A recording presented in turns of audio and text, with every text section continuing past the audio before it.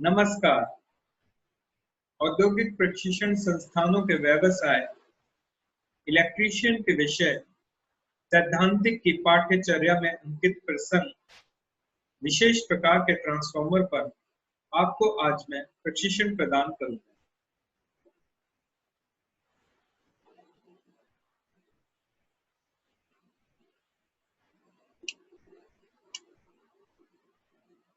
आइए जानते हैं ऑटो ट्रांसफार्मर के बारे में।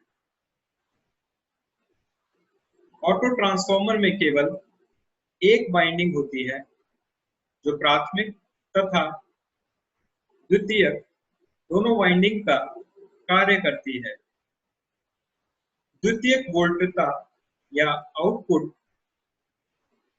को किसी भी सुविधाजनक बिंदु से टैप कर लिया जाता है।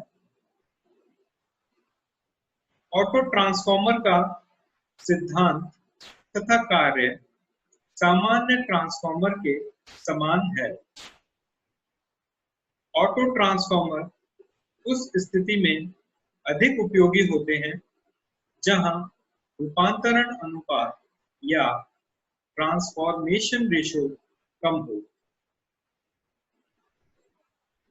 Auto transformer single winding transformer होते हैं। सिंगल वाइंडिंग ही प्राइमरी वाइंडिंग और सेकेंडरी वाइंडिंग का कार्य करती है। इनका कार्य सिद्धांत नॉर्मल ट्रांसफार्मर की भांति होता है, यानी ये भी इलेक्ट्रोमैग्नेटिक इंडक्शन के प्रिंसिपल पर कार्य करती हैं। ये तभी उपयोगी माने जाते हैं जब ट्रांसफॉर्मेशन रेशियो कम हो।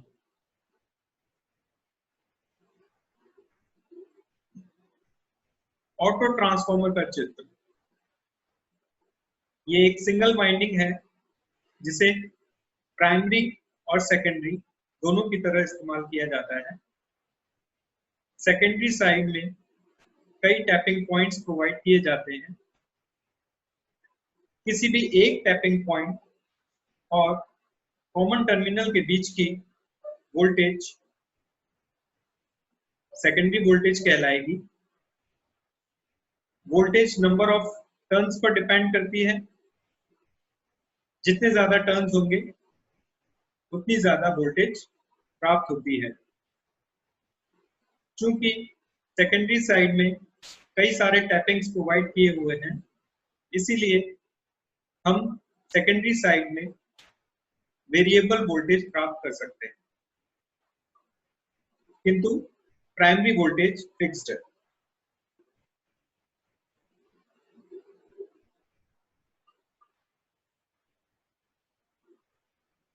ऑटो ट्रांसफार्मर के लाभ। पहला, ऑटो ट्रांसफार्मर ताम्र की बचत के लिए प्रायः प्रयोग किए जाते हैं। सिंगल वाइंडिंग है इसलिए कॉपर सेविंग इसमें होती है। दूसरा, ये रेगुलेटिंग ट्रांसफार्मर के रूप में भी बहुत उपयोगी है। तीसरा, इन्हें कभी कभी बूस्टर की भांति प्रयोग में लाया जाता है। एसी डिस्ट्रीब्यूशन सिस्टम में कभी कभी वोल्टेज ड्रॉप हो जाती है, उस वोल्टेज को कंपनसेट करने के लिए इन्हें बूस्टर की भांति प्रयोग में लाया जाता है। चौथा, इनकी दक्षता उच्च होती है। चूंकि सिंगल वाइंडिंग है इसलिए इसमें ओहमिक लॉसेस कम होते हैं, जिसके कारण इनकी एफिशिएंसी हाई होती है। पांचवा, प्रेरण मोटरों को चलाने में ऑटो ट्रांसफार्मर को स्टार्टर के रूप में प्रयोग किया जाता है। इंडक्शन मोटर्स को चलाने के लिए भी auto transformer as a starter use किए जाते हैं।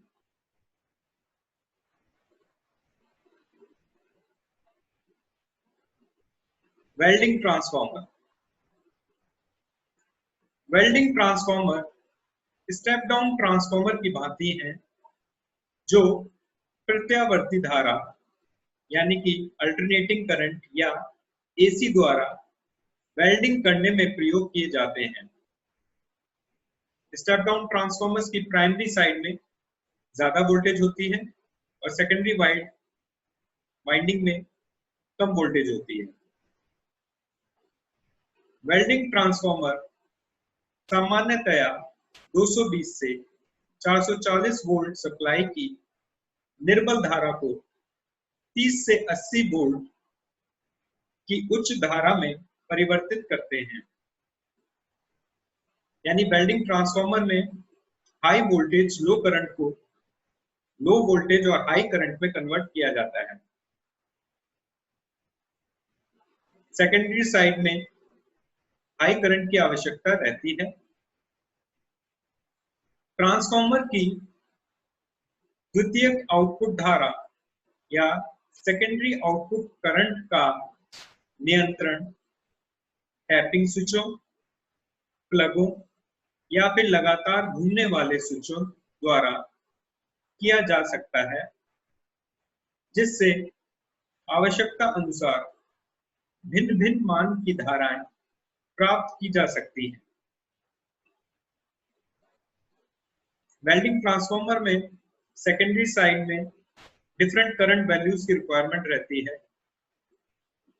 इन्हें टैपिंग स्विचों, प्लग्स या फिर कंटिन्यूअसली मूविंग रोटरी स्विचों द्वारा प्राप्त किया जा सकता है।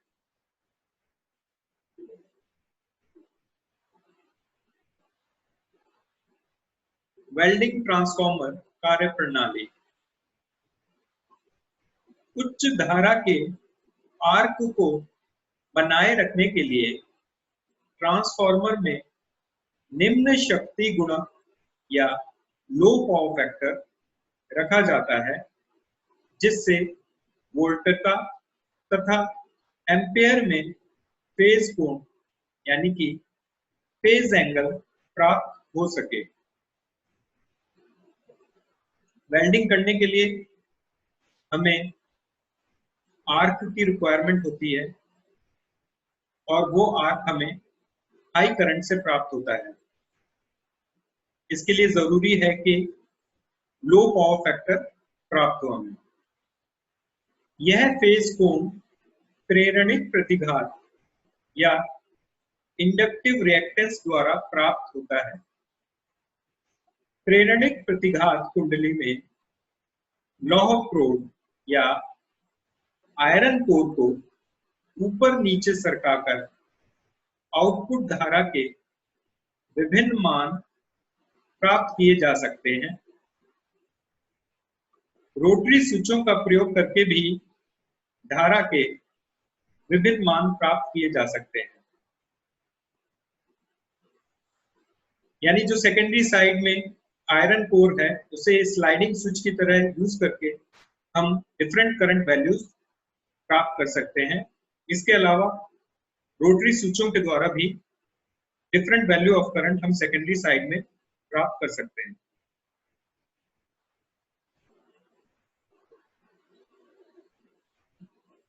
उपयंत्र ट्रांसफॉर्मर या इंस्ट्रूमेंट ट्रांसफॉर्मर। उपयंत्र ट्रांसफॉर्मर प्रत्यावर्ती धारा या एसी परिपथ में उच्च धारा तथा उच्च वोल्टता को मापने में प्रयोग किए जाते हैं। जिस उपयंत्र ट्रांसफॉर्मर को उच्च धारा परिपथ में उच्च धारा मापने के लिए प्रयोग किया जाता है, उसे धारा ट्रांसफॉर्मर या करंट ट्रांसफॉर्मर कहते हैं। हाई वोल्टेज और हाई करंट को मेजर करने के लिए इंस्ट्रूमेंट ट्रांसफॉर्मर्स का प्रयोग किया जाता है। हाई करंट सर्किट में हाई करंट को मापने के लिए करंट ट्रांसफॉर्मर का प्रयोग करते हैं। जिस उपयंत्र ट्रांसफॉर्मर को उच्च वोल्टता मापने के लिए उच्च वोल्टता लाइन पर प्रयोग किया जाता है, उसे वोल्टता या विभव ट्रांसफॉर्मर कहते हैं। इंग्लिश में इसे वोल्टेज या पोटेंशियल ट्रांसफॉर्मर भी कहते हैं। हाई वोल्टेज को मापने के लिए जो इंस्ट्रूमेंट ट्रांसफॉर्मर उपयोग किया जाता है, उसे विभव ट्रांसफॉर्मर या पोटेंशियल ट्रांसफार्मर कहते हैं।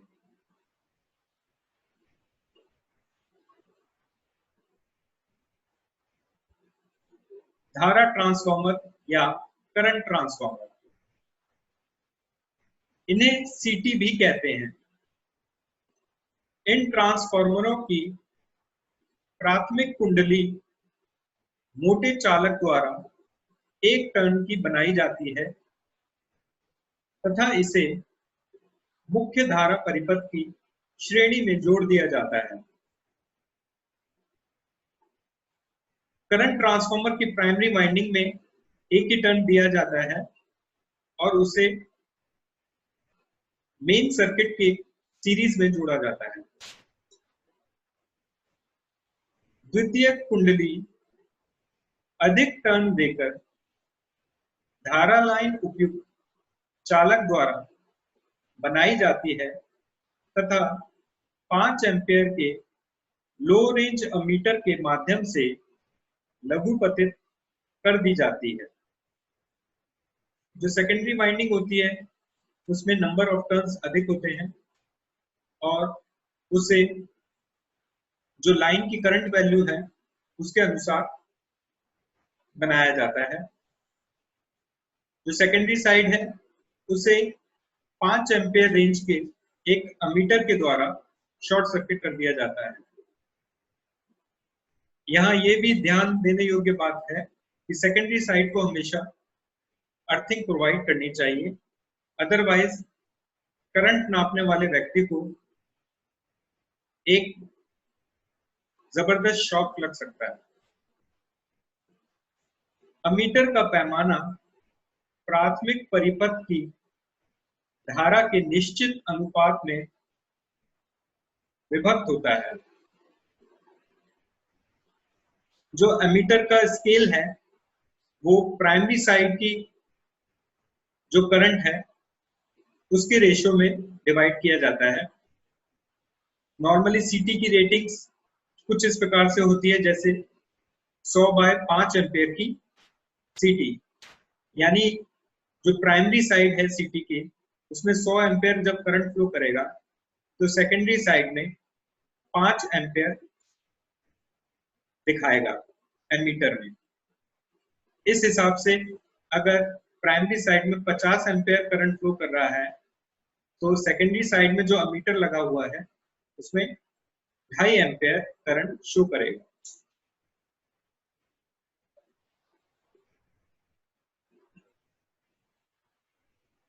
वोल्टता या विभव ट्रांसफार्मर या पोटेंशियल ट्रांसफार्मर।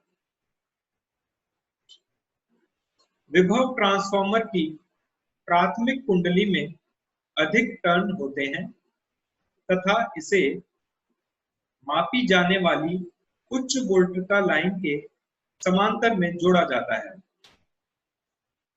पोटेंशियल ट्रांसफार्मर की प्राइमरी वाइंडिंग में नंबर ऑफ टर्न्स अधिक होते हैं सेकेंडरी के मुकाबले तथा इसे जिस लाइन की वोल्टेज हमें नापनी है उसके पैरेलल में जोड़ा जाता है।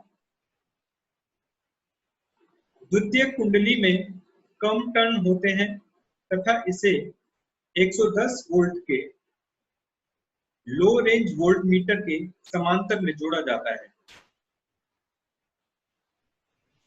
जो पोटेंशियल ट्रांसफार्मर की सेकेंडरी वाइंडिंग होती है उसमें प्राइमरी के मुकाबले कम टर्न्स होते हैं तथा इसके पैरेलल में एक लो रेंज का वोल्ट मीटर जो कि लगभग 110 वोल्ट का होता है पैरेलल में जोड़ा जाता है।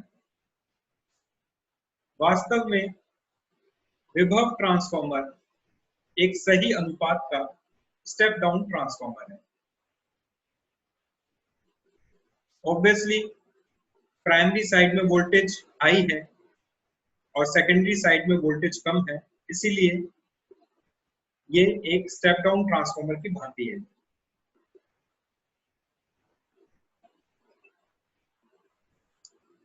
आइए कुछ और जानते हैं वोल्ट या विभव ट्रांसफार्मर के बारे में। 500 वोल्ट तक प्रयोग होने वाले विभव ट्रांसफार्मर एयर कोल्ड या शुष्क होते हैं, यानी ड्राई टाइप होते हैं तथा इसे अधिक वोल्टता लाइन पर प्रयोग होने वाले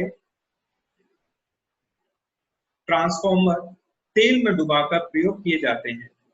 यानी इस रेंज से ऊपर वाली जो लाइन है उसमें ऑयल टाइप पोटेंशियल ट्रांसफॉर्मर प्रयोग किए जाते हैं।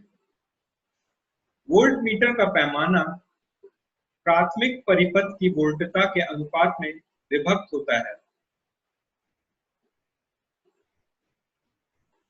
जो सेकेंडरी साइड में वोल्ट मीटर लगाया हुआ होता है वो प्राइमरी साइड की वोल्टेज के रेशियो में डिवाइडेड होता है।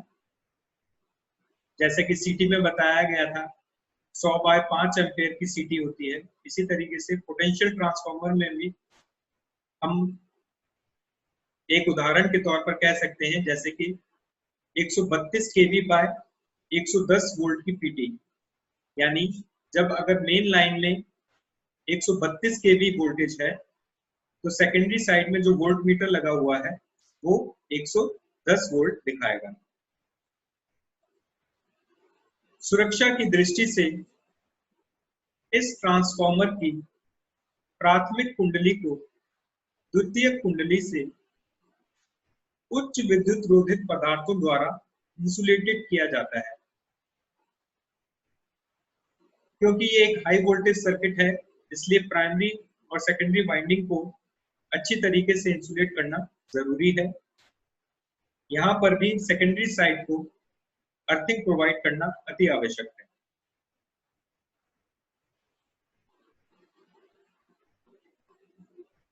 सर्किट में सीटी-पीटी कनेक्शन,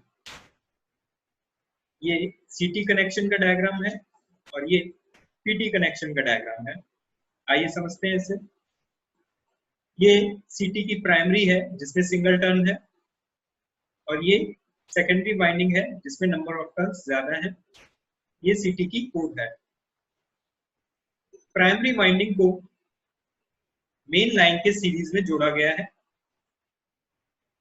और सेकेंडरी वाइंडिंग को एक 5 एम्पेयर या 10 एम्पेयर रेटिंग के अमीटर द्वारा शॉर्ट सर्किट कर दिया गया है। सेकेंडरी साइड को अर्थिंग प्रोवाइड की हुई है। ये पीटी की प्राइमरी वाइंडिंग है जिसमें नंबर ऑफ टर्न्स ज्यादा है। ये सेकेंडरी वाइंडिंग है जिसमें प्राइमरी से नंबर ऑफ टर्न्स कम है। प्राइमरी वाइंडिंग को मेन एसी सप्लाई के पैरेलल में जोड़ा गया है और सेकेंडरी वाइंडिंग के पैरेलल में एक 110 वोल्ट या 220 वोल्ट रेटिंग के वोल्टमीटर द्वारा कनेक्ट किया गया है। सेकेंडरी वाइंडिंग को अर्थिंग प्रोवाइड की गई है।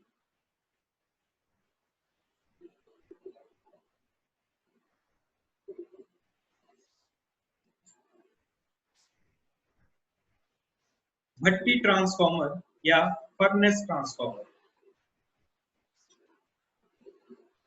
भट्टी ट्रांसफार्मर या फर्नेस ट्रांसफार्मर एक विशेष प्रकार से डिजाइन ट्रांसफार्मर है जिन्हें इंडस्ट्रीज के अंदर भट्टी में उपयोग किया जाता है।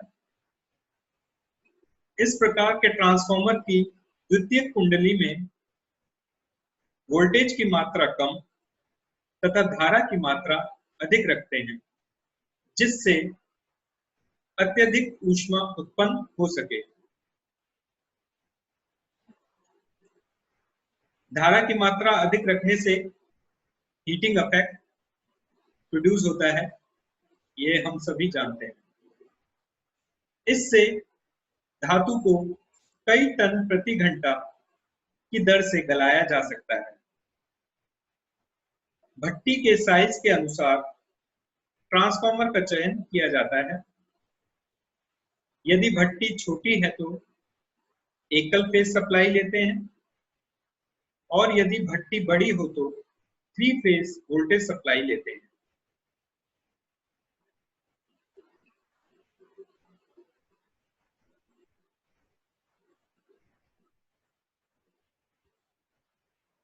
भट्टी ट्रांसफार्मर के प्रकार।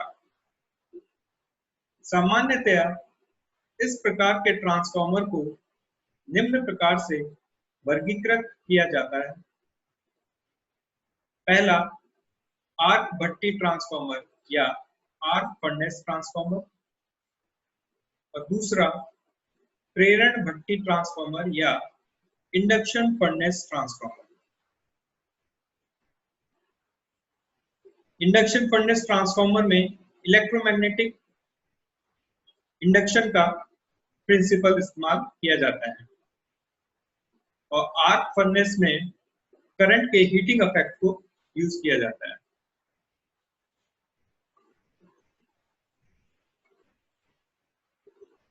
भट्टी ट्रांसफार्मर का चित्र।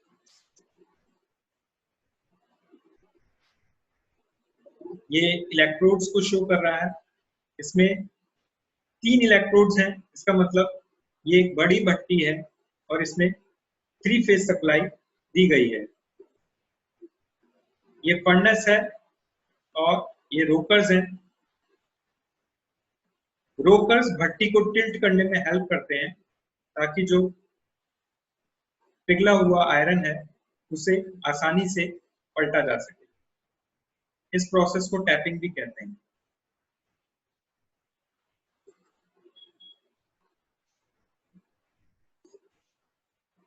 भू संपर्क ट्रांसफार्मर या अर्थिंग ट्रांसफार्मर। भू संपर्क ट्रांसफार्मर या अर्थिंग ट्रांसफार्मर को स्टार डेल्टा अथवा जिगजैग टाइप ट्रांसफार्मर भी कहते हैं। इनको अधिकतर न्यूट्रल पॉइंट लेने के लिए उपयोग में लाया जाता है।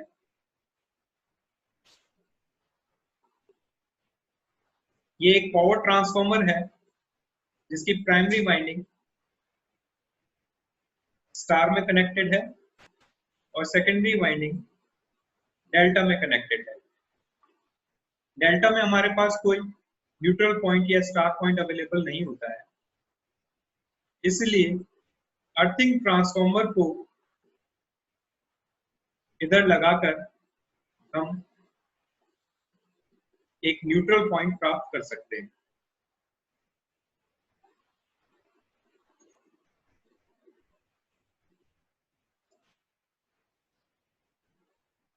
Rectifier transformer.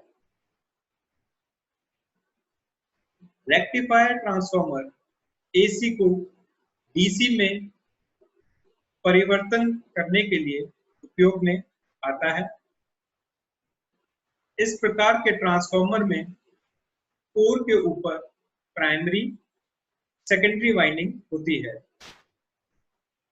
सेकेंडरी में चित्र के अनुसार डायोड रेक्टिफायर या थायरिस्टर कंट्रोल रेक्टिफायर्स लगाकर डीसी प्राप्त करते हैं। ये 3 फेज एसी सप्लाई है, primary side, secondary side. Secondary side में ये डायोड रेक्टिफायर्स लगाए हुए हैं। डायोड्स एसी को डीसी में कन्वर्ट करते हैं। इन डायोड्स की जगह हम थायरिस्टर्स को भी लगा सकते हैं। थायरिस्टर के थ्रू हम फायरिंग एंगल को कंट्रोल कर सकते हैं, इसीलिए डायोड्स के बजाय थायरिस्टर एक अच्छा विकल्प है।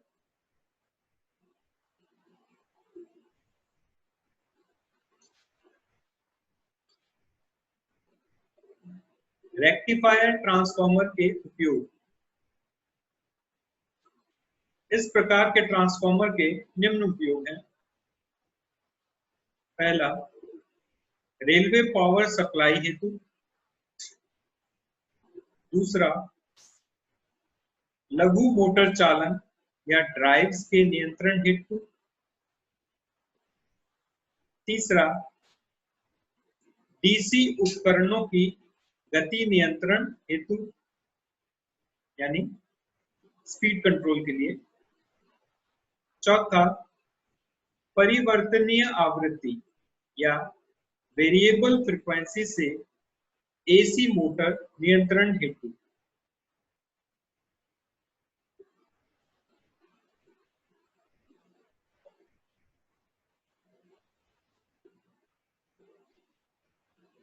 प्रशिक्षण का सारांश। इस प्रशिक्षण द्वारा हमने विशेष प्रकार के ट्रांसफॉर्मर के बारे में ज्ञान अर्जित किया, जैसे ऑटो ट्रांसफॉर्मर,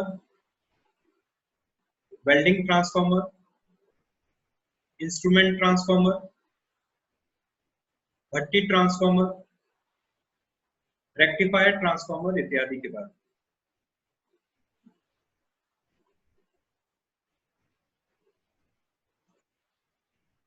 इस पाठ्यक्रम को तैयार करने के प्रयुक्त संदर्भ हैं: पहला, बेसिक शॉप प्रैक्टिकल्स, अनवानी हंस द्वारा धनपत राय पब्लिकेशन से।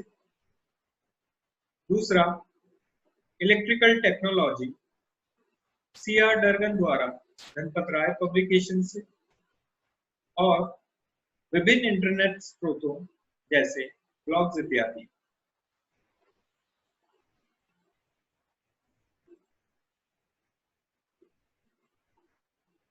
आज मैंने विशेष प्रकार के ट्रांसफॉर्मर पर आपको प्रशिक्षण प्रदान किया है। आशा है आपको यह प्रशिक्षण भविष्य हेतु मददगार होगा। धन्यवाद।